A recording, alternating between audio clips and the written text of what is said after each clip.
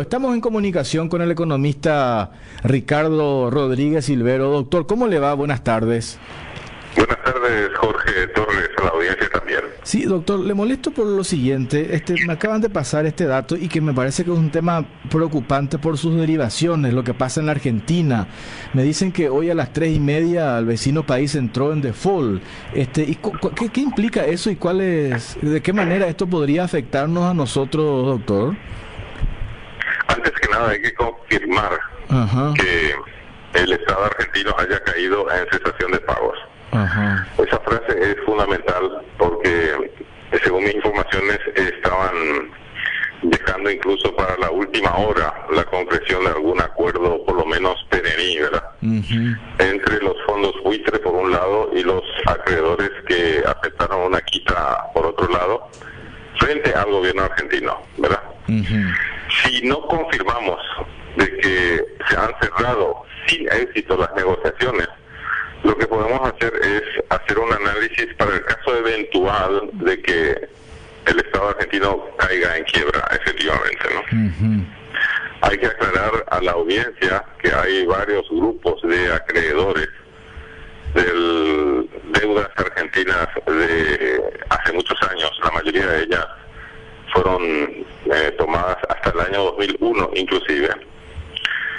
Cuando cayó en cesación de pagos en aquellos años 2001-2002, es decir, hace ya 12 años de eso,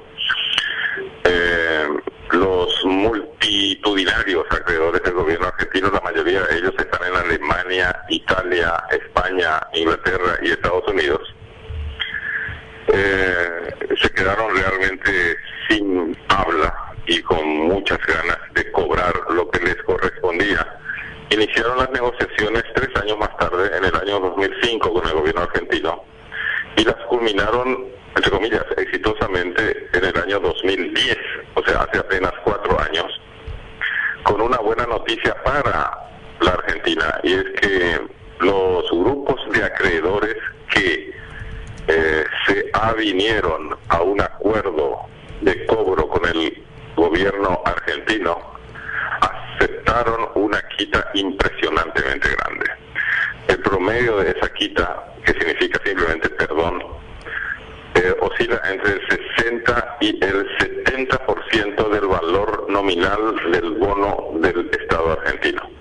Eso quiere decir que los acreedores perdonaron la falencia del gobierno argentino en el cumplimiento puntual de sus obligaciones y se pusieron de acuerdo en cobrar solamente el 20 o el 30% del valor nominal de esos bonos.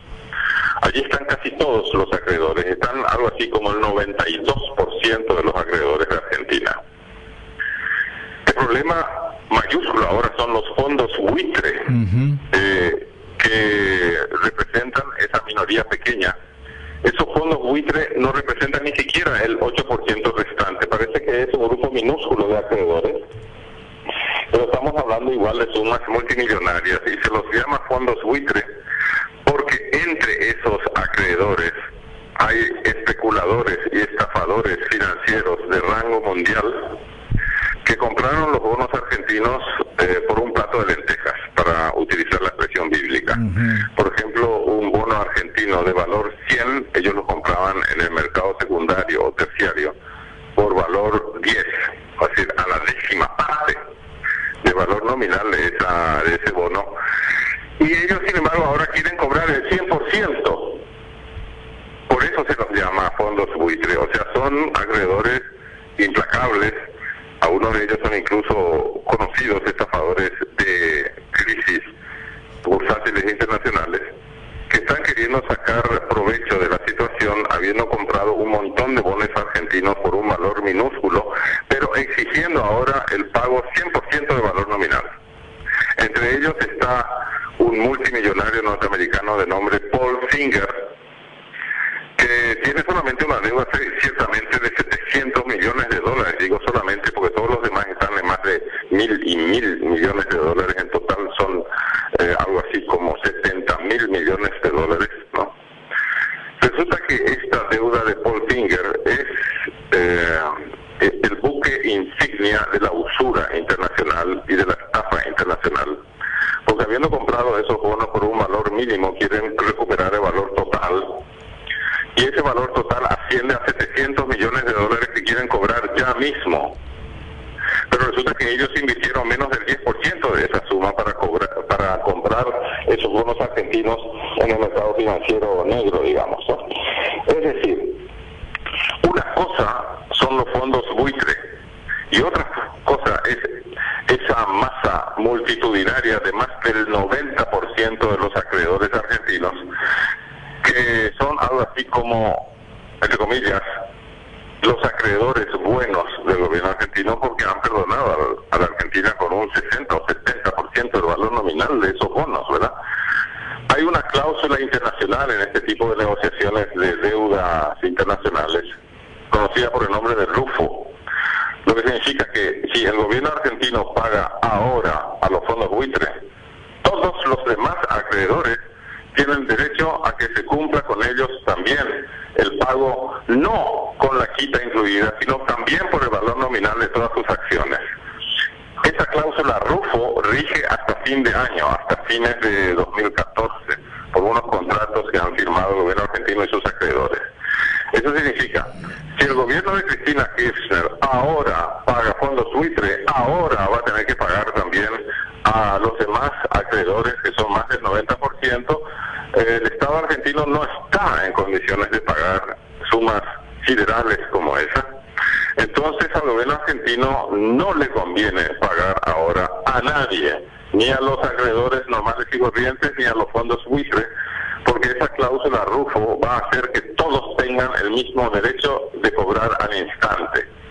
Por eso hay que ser sumamente cautos con esa información de que se cerraron las negociaciones o que las negociaciones han fracasado, porque eso significaría dar a conocer efectivamente la bancarrota del Estado argentino.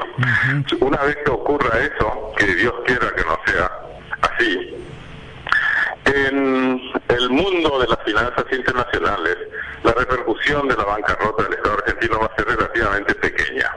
Va a preocupar muchísimo a ese más del 90% de los acreedores que están diseminados por Alemania, Italia, España, Inglaterra y Estados Unidos. Y los fondos buitre, es decir, estos acreedores buitre, por supuesto que van a sufrir también una decepción. Pero ya sabemos que esa gente que se dedica a este tipo de especulaciones son mega especulaciones, y para ellos son gajes del oficio. Perder un juicio por 50 o 100 o 500 millones de dólares, ¿verdad? El problema no va a estar entonces en el mundo internacional de las finanzas. El problema va a estar acá en el Mercosur, o en la parte sur de Sudamérica, si es que el Estado argentino cae en bancarrota. Sí. Después de todo, estamos hablando de la segunda economía más grande y más influyente de la región, después de Brasil. Paraguay es una economía pequeña frente a la Argentina, pero aquí tenemos una buena noticia que dar, y es que nuestra economía, por más de ser pequeña, es probablemente, en términos relativos, hay que saber decir eso, la más fuerte